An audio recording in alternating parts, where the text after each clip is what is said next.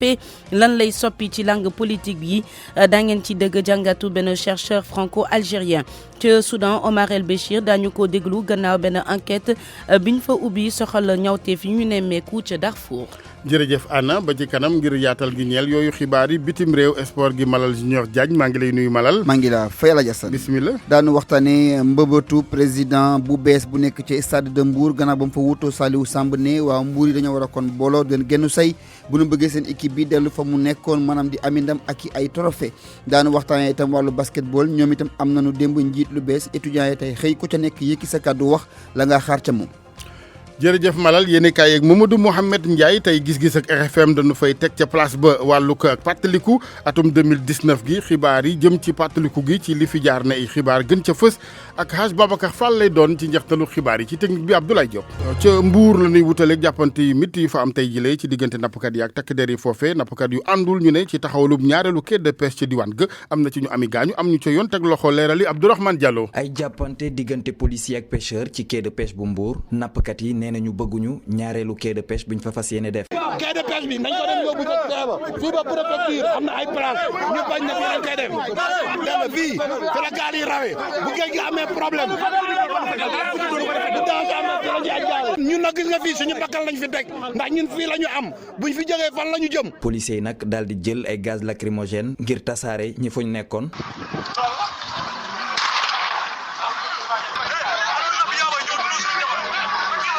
ay nit ñi am gaañu ak ñenn ñu daal di teg loxo. am na ay mag yu xam man yóbbu naa ñetti mag yoo xam dañoo xam ay xale yoo xam ne jigéen ñi am na ay jigéen ñuy xam la lacrymogène ci biir kër yi lañ koy sànni xam nga loolu du yoon am na ku ñu tiira balu fetal ci tàngam. nappkat yi fas yéene ñu joxe bërëb bii nga xam ne fa la ñuy ser seeni gaal yi ci jamono jooju tamit nguur gi fas yéenewul dellu ginnaaw benn yoon ci projet bii nga xam ne dafa jëm ci tabax foofu quai de pêche RFM Mbour. Abdourahmane Diallo. jërëjëf Abdourahmane wàllu yoon ba tey ak avocat bi nga xamante ni mooy maître Amadou Ali Kane diit kuy taxaw ngir càmm tekk ak yelleefu doomu aadama la mu rafetluwul mooy li ñu ubbiwul ba fi enquête jëm ci commandant gendarmerie bi watam fi rab soxna ca Amady Wunaare mu joxe ca faatu bu sañoon ubbite am ca ndax yemale gi war ci wàllu yoon diggante bépp citoyen maître Amadou Ali Kane. am accident bu am ci Amady Wunaare région de Matam. auto gendarmerie moo doon daxee ay jakartamen mbëkk benn jigéen bu tudd Jàng Kase kooku dee bu metti parce que auto bi daf ko écrasé contre un poteau électrique alors ci population yi bi ñu ko déggee ñu jóg bi ñu jógee ñoom li ñu doon sakku moyen ñu leeral mbir mi maanaam mu am enquête ñu xool kan moo ko def ak naka la ko defee mais dafa mel ni nag dafa am ay difficulté ci fànn boobu am na ñuy laam-laamee nii loolu du mën a nekk parce que ñi ko def dañu nekkoon en service commandé mais may fàttali rek que service commandé maanaam bu gendarme wala policier defee dara infraction ñàkk service commandé compétence tribunal bi rek mooy changé maanaam ce n'est pas le tribunal de droit commun mais c'est le tribunal militaire qui est compétent loolu gis nañ ko ci événement étudiant Saint-Louis ba ñu paate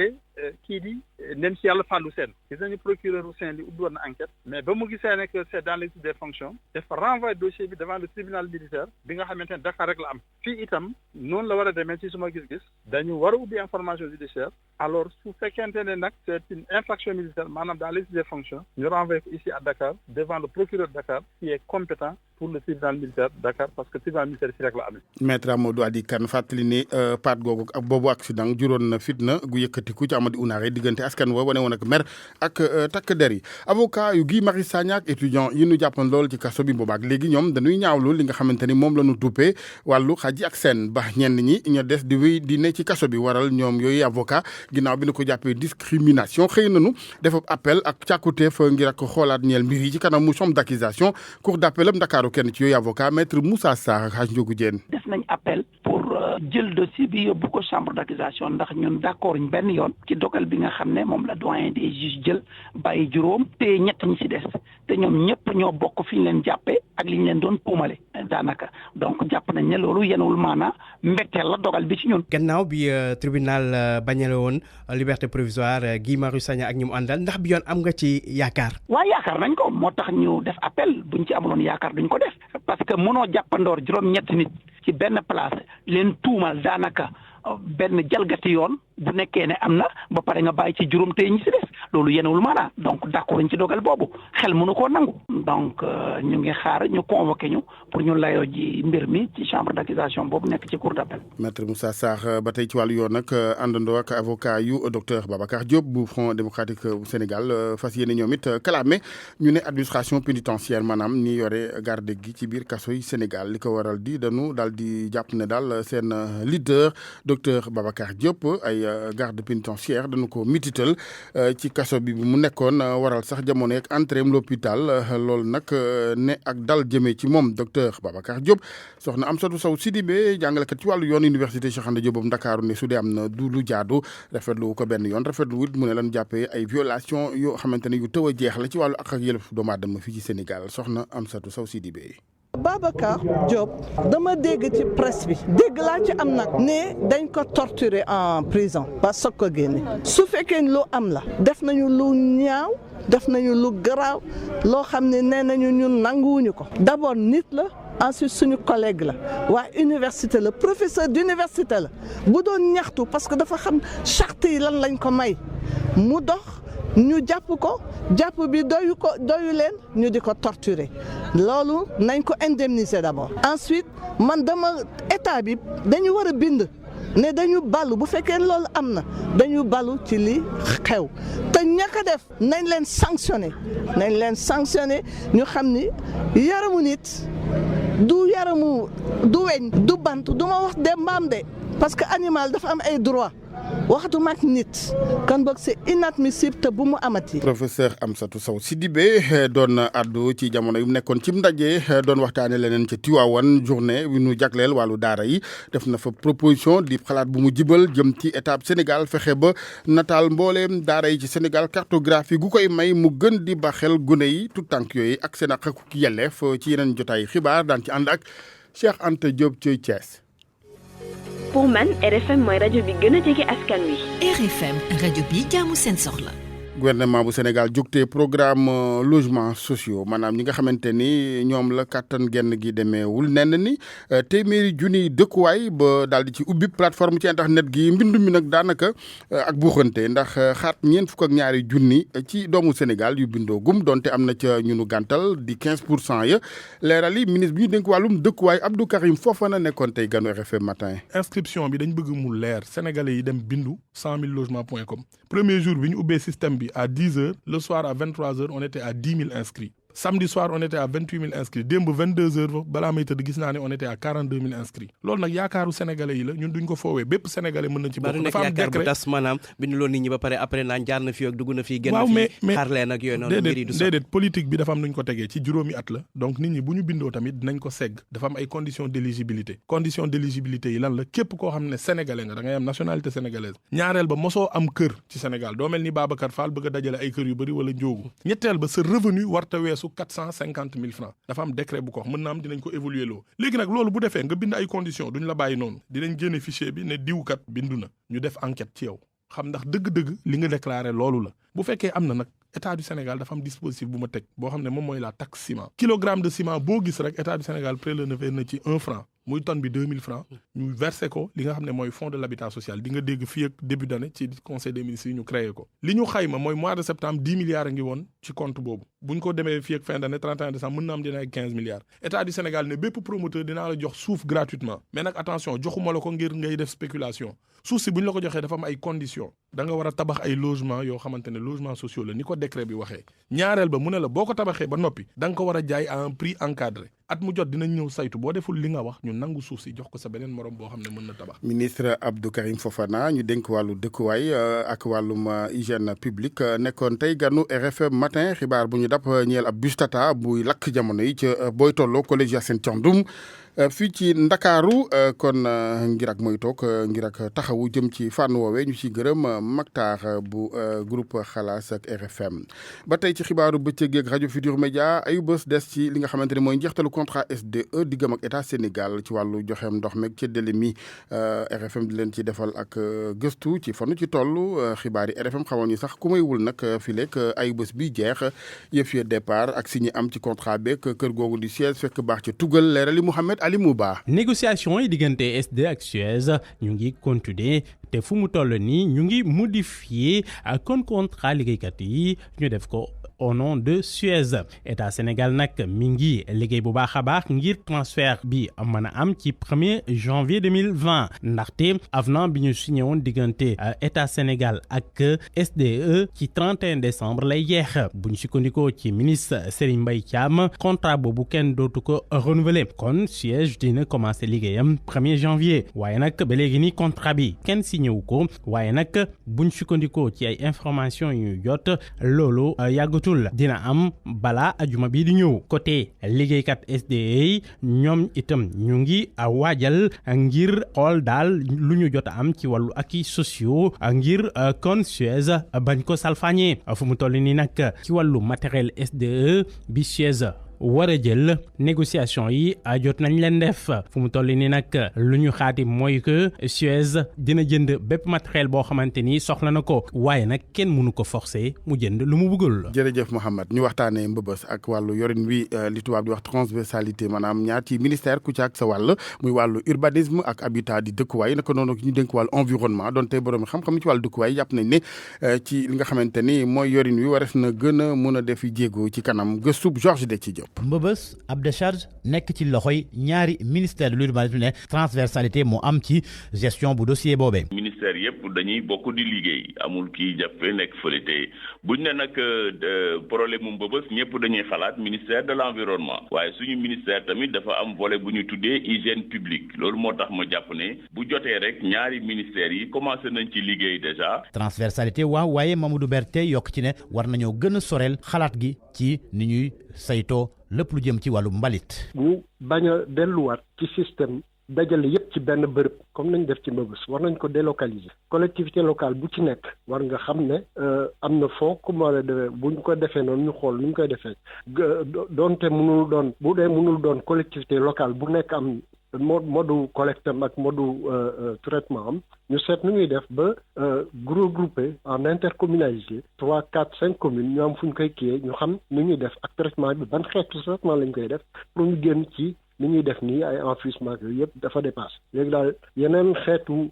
traitement ordure la ñuy def mu nga xam ne dana indi intérêt bénéfice d'abord la ñuy génne ci mbilit dana néew ensuite la ñuy jot danañ ko traité ba nga xam ne dañ ci jëlee dara mën continuer noonu loolu daal mooy li xew li ñu mën a xewal mu ànd ak suñu jamono ñun ak suñu xalaat. ak loole yëpp nag ñu dëkkee ca wetuk décharge mbëbës lenn rek lu ñu bëgg ñu indil leen saafara te jafe-jafe yu ñuy dundeek ak décharge bu mbëbës kon nag ay résultats la ñuy xaar. jërëjëf Georges Noël gannaaw ëllëg wayjur yeeg cadeau de Noël yeeg gone yeeg seen i caprice di ay bang donte wayjur yi am nañu ñoom it gisin ci yan xeeti cadeau la ñuy baaxee yooyu gone suñu ko méngaleeg ak yanuy sàkk ñoom bokk na ci tablette gi smartphone reportage Nafissatou Sylla. ay woto yu am télécommande ay vélo ay doomu tubaab wala sax yeneen i foykaay yu ngànnaay wala nag ay smartphone ay tablette mu bëri lool lu ñu mën a jox cadeau xale yi ci Noël bi lee wayjur bi nag moom jëndul naam tablette connecté bu yomba la am ngir rek bégal caatam bu góor bi Bakary Samaté. boobu la moom la bëgg pour bégal ko rek loolu moo tax fii waaj bi 6000 la wax tëri xaleel moom jar na lu ne. su fekkente ne nag gune si Samaté tablette la laajoon donte sax connecté wu la njabootu Abdoul Aziz lii nag ñoom amuñu lu ñuy taamu. fekkee nag man comme que jigéen laa yor ñoom ay poupée la ñuy bëgg. waaw yëpp jigéen la ñuy bëgg. waaye poupée yi nag qualité lay doon. waaw qualité bu fekkee ne bien sûr mun naa ko am bon ça dépend ci prix bi. ngir caali seen ay foykaay yu connecté xalaatu ko jëndali doomam. ne xale yi daal duñ préféré mooy jox leen loo xam ne lu leen yee la bañ leen jox loo xam ne leen fitnaal wala ñu seen xel dem ci affaire fitna. Jean d'Arc Gomis nag moom ci wàccaayu Noël bi mu ngi utal doomam ab robe moom rek la am cadeau bi jënd na ko bu yàgg tablette connecté la. man dama ci télécharger ay jeux ak ay Mickey ak ay exercices yoo xam ne mën na ko def aussi day tax tamit xelam gën a ubbeeku moom dong laa yor comme doom te elle se sent seule à la maison day ennuyé tout le temps donc je me suis dit que ma jëndal ko tablette xëy dina tane parce que suñu portable lay jël tout le temps di manipuler. ngir Nina Badji moom problème bi réglé nañu ko ba pare te lépp lu soxal smartphone xalaatuñu ko. mënoo ko am parce que jëloo premier man boo jëloon premier kay ma jëndal la kat ñoom kay ñooy imposer cadeau bu ñu bëgg affaire smartphone ak yooyu moom du ma ko jëndal sama doom parce que day yàq seen jàng buñ ko yoree c'est sûr que parfois mën nga ci bañ a def attention mu yóbbu ko classe di ci foofu. ñaari fan dong moo des ñu daal di màggal li di Noël ndaw ñi nag ñu ci bëri yàkkamte loolu ubbi seeni cadeau waaye nag ak lépp lu mu mënti doon li ci ëpp solo mooy mu lay bégal. Merry Christmas and Happy New Year with lot of blessing.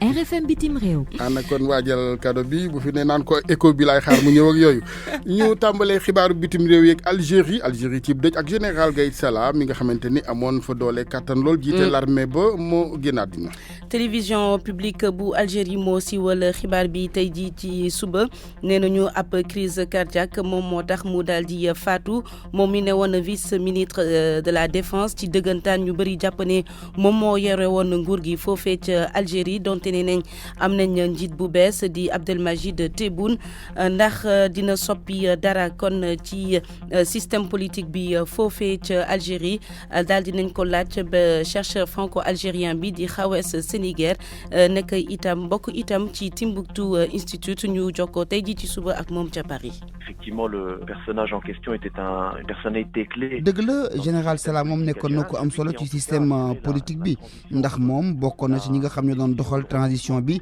gannaaw boo ñu waxee ni Bouteflika dafa bëggoon am 5e mandat bu mu juróon coow ci réew mi léegi nag la ñu bëgg rek moom mooy ñu fexe ba xoolaat bu baax a baax naka la ñuy doxalee ci réew mi ndax dëgg la sax moom nekkatu fi waaye état major bi nga xam ne moo nekk ci Algérie moom dina am ay jumtukaay ak ay pexe ngir teg yeneen nit ñi nekk ci seen mbir yi doxal loola moom du tey la fi daal di rek jóge kon ku jàpp ni faatu général Salah mooy jeexal système bi yaa ngi ci njuumte système bi moom ci Algérie loola dañu gu fi léegi. On n'a aucun élément tangible permettant de dire que ce serait une mort précipitée ou. ñu dem Mali ginnaaw Algérie ak société civile ba fay sàkku ana ab révision di géraat ñeel constitution. ñu jaarale ko xaajesan ci ab référendum ñoom ñi bokkoon ci dialogue national bi nga xamante ne président IBK moom moo ko woote woon nee nañ bëgg nañ itam ñu daal di taxawal ay élections législatives gën kaa yéex weeru mai atum 2020 Daouda Diouf. ndaje mi nag fukki fan ak ñeenti weeru décembre bi la ñu ko door ñi nga xamante ne bokk nañ ci ndaje mi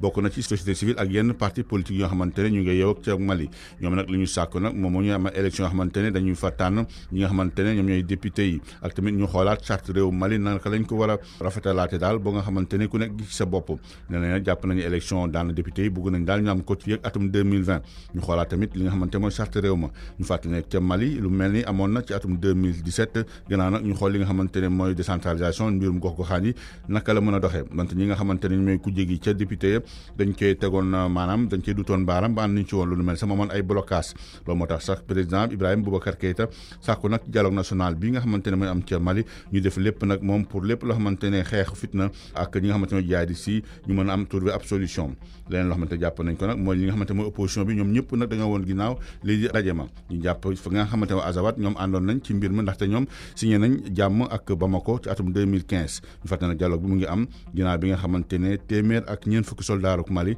rey nañ leen septembre ak léegi diggante ñi nga xamante ñooy jaay di si bi ñu leen songee. Alaaji Daouda Diouf Soudan Oumar El Béchir jiite woon moom même réewi jamono dañ ko déglu ci mbiri Darfour.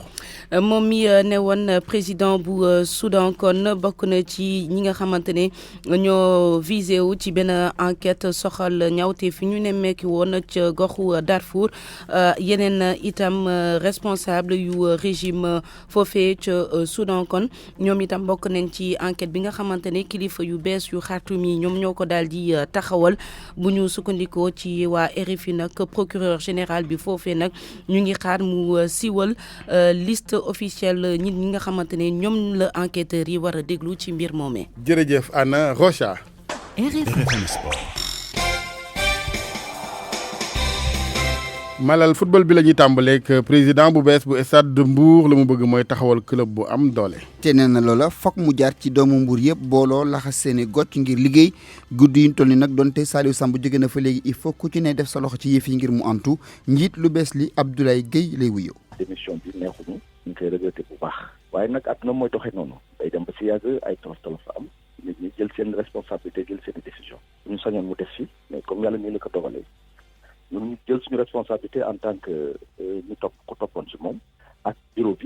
Stade de Mbour donc war a fexe nu ñu en tout cas tegaatee Stade de Mbour ci raay yi parce que effectivement am na ñetti défaite ci début de saison bi mais xam nañu loolu du problème parce que xam nañu championnat bi ñetti défaite du ci dara am na équipe yu am plus de 7 défaites mais wàññi donc ñu ngi woo ñëpp ci dal ci jàmm ci sottantee xalaat fexe nu ñu jëmale équipe bi kanam parce que ñun ci loolu la ñuy yaakaar doxal suñu doxalin xam ne aussi c'est intérimaire parce que li ñuy def mooy préparer assemblée générale tegaat les instances du club le CD le bureau ñu fal président ñu xam ne aussi Stade de Mbour club traditionnel la boo xam ne dafa am partie professionnelle alors loolu nag complication la parce que loolu mooy en fait jaxase affaire bi loolu moo compliqué l'affaire le club traditionnel effectivement il faut un président qui est élu mais la partie professionnelle c'est une société alors yooyu yëpp il faut ñu dox ci defaraat texte yi ba nga xam ne jiitu jaaxa dootul am ci ñaari parti yooyu. ñu jàpp itam dinañ jeexal ñetteel bi journée ci Ligue 2 tey jii ci ngoon ca Alassane Djigo foofa Renaissance bu Dakar moo fa dajeek Africa Promo. ñu waxtaanee basket bi ak étudiants yi ci université Cheikh Anta Diop Ndakaaru équipe ba fa di waa DUC seen président bu bees étudiants yi joxe ci seen xalaat. Alaaji Pathé Gueye lay wuyoo moo wuutu foofa maître Babacar Ndiaye démb lañu ko fal ca seen assemblée générale ga amee woon ca université tey ci bëccëg bi nu xëy yebal fab ndaw mu laaj étudiants yi lu noo xaar ci moom ak ñamoo liggéeyandool Salimata Aw. terrain basket bi nga xamante ni moo nekk ci université daan na gën a xumb ni ñu ko fekkee tey ña fa daan nekk dañ koo abal benn l'école ngir ñu def seen entraînement. Voilà, dribble, 1,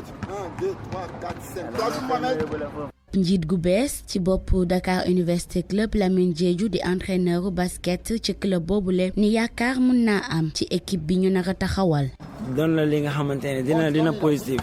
dans la mesure où voilà changement bi am na amul xuloo amul xeex ñëpp apprécier nañu loolu amul ko contester changement bi donc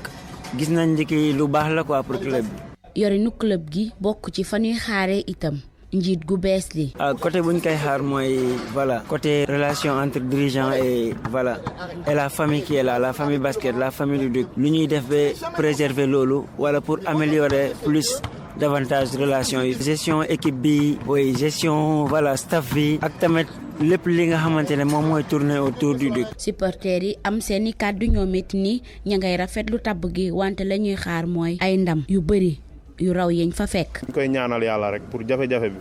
moom bu mu ci tombé ndam yu bari ak ay coupe yu bari nam meloon mu ñëwaat yëngal gësam. El Hadj Pathé Touré moom moo wutu maître Babacar Ndiaye ci bopp Dakar Université Club président bu yees bi ci kàddoom gu njëkk li mu woote mooy mbooloo ba jëmale DUC ca kanam maanaam fa mu nekkoon mu nekkat fa. tubarkalla Alaaji.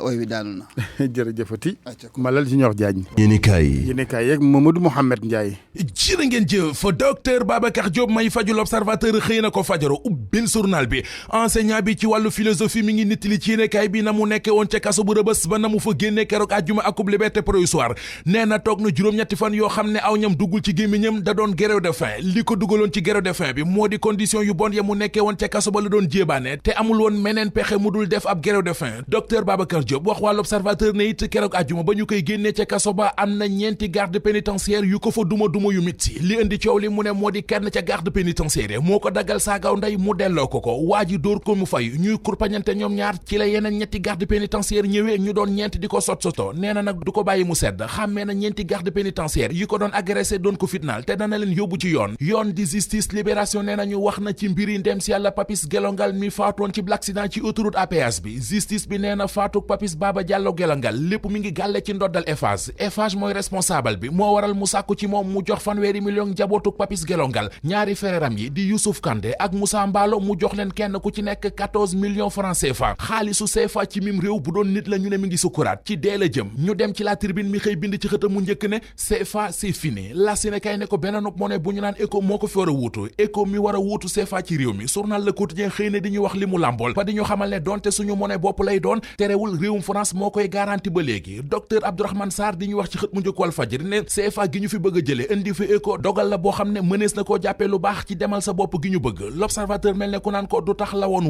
ne éco gi war a ñëw 2020 bu yegg seet du tee colonisation gi moom mi ngi fi ba léegi premier ministre Sénégal ba woon di Abdoul Mbaye neexi tubaab ne waa l'Observateur aw tur rek moo ciy soppeeku waaye du leneen keneen ku ne gisee moo di économiste bi di Cheikh Tidiane Dièye nee na dañoo bëgg a wan nit ñi ne yëf yi am nay coppite te booy seet ba ci biir dara soppeeku jógewu fi Vox Populi nañu ginnaaw juróom-ñaar fukkeet ak juróom yu mu fi nekk moom CFA dañu ko fiy jëlee indi fi monnaie bii di éco ci anam yu ñu ko fi bëgg a jëlee Vox Populi mort déguisé la ko jàppe Macky Sall ak ñi mu àndal Aïda Mbodj nee na ci jaay Senelec privatisé ko ci la ñu jëm mi ngi ko waxee ci Sud Quotidien fa mu jóge moo di ci audience bi président Macky Sall amal keroog ak ki jiite Fieldstone ngir doon ca waxtaane Senelec ak ki jafe-jafem secrétaire général bu LD ba woon di Mamadou Ndoye ni ci Les Échos man su ma déggee ñuy wax waxi émergence ci réew mi ay ree damay jàpp ne guddi yu ñu toll ab sér Sénégal a ko gën a dellu gannaaw Mamadou Ndoye ni cin laa ngi bax boobee ba léegi ñuy seetaan kenn xamul kañ la kubéer gi di explosé ndax waa réew mi ñëpp a sonn leneen lu sonal waa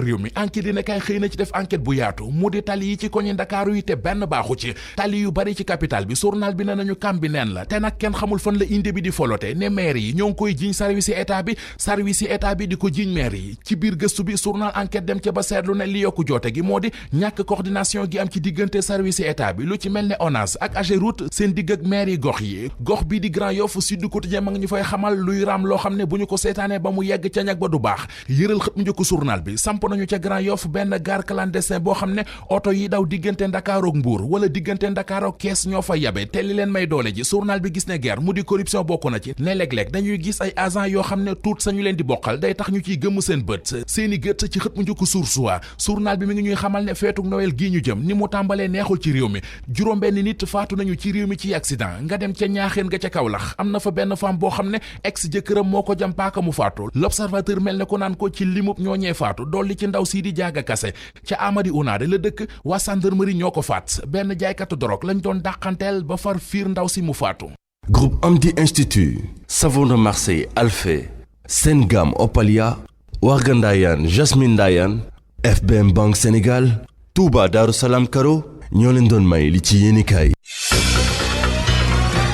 ñu àndoon ceeg Mamadou Mouhamed Ndiaye di ko gërëm na ko noonu yéen ñu doon teewlu xibaar yeeg RFM bokkoon na ci ne ay xibaar jàppante yu miti tey ca Mbuur diggante nappkat yi ak takk deri diwaan ga nappkat yu àndul ñu ne ci taxawaluk ñaareelu quai de pêche beneen am na ca ñu ami gaañu am ci juróom fukk daanaka yu nu daal di arrêté des gi Guy Marius Sagna ak ñaar ci étudiants yeneen des ci kaso bi seen i avocat dañoo gis ne yëf yi discrimination xaji ak seen ginnaaw bi nu baax ñenn ñu nu jàppanoon ak ñoom moo waral ñu xëy dafa clamé ci kanamu chambre d'accusation cour d'appel bu Ndakaaru dëkkuwaay yi nga xamante ni nguur gi daal dina ko taxawal di wàllu logement sociaux ngir ñi loxo yi jotul ginnaaw gi téeméeri junni dëkkuwaay mbindu mi tàmbali na waaye xaat ñeent fukk ak ñaari junni ci doomu Sénégal ña nga ca liste ba donte am na ca téeméeri jël fukk ak juróom yu nu gàntu ministre Abdou Karim Fofana ñu ko yeggee woon ne ay leeral